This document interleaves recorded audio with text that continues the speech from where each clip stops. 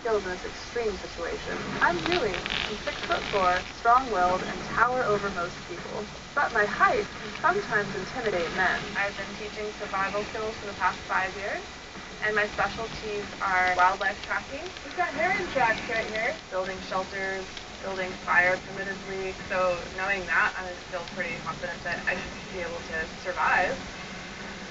I might have to show her what I know about being nude. My name is Puma, and my survival credentials are more of a life experience.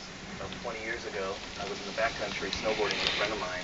We were trapped for about 7 days and ran out of food. I thought that I didn't really have the skills I needed to play that hard, so it's been a life study ever since. I can pretty well take care of myself in almost any situation. Well enough to take this chance. I've never been in the jungle, so I'll do whatever it takes to survive.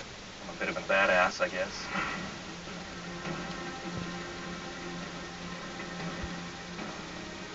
It's like the ultimate challenge, being naked and surviving in the wild. I don't see any protection against campfires or leashes. And in survival, you need to walk around a lot to gather materials, so it's definitely going to be a challenge. How do I feel about my partner being nude? I'm looking forward to it. If there's a hole in my confidence meeting my partner, it would be she'd know how to adapt. People who don't have any plan B, and that's just dangerous in these situations. I can't wait to actually get to meet this guy. Hopefully he's tall. Hopefully he knows how to harm traps. A lot of the time that I've spent in the backcountry, it's dangerous, and you don't go out with anybody you can't fully trust without knowing who this is. There's a naked man in front of me. A pretty attractive guy.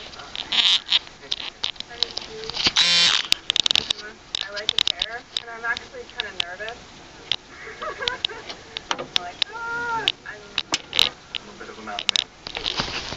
me too. I mean, I'm not a mountain man.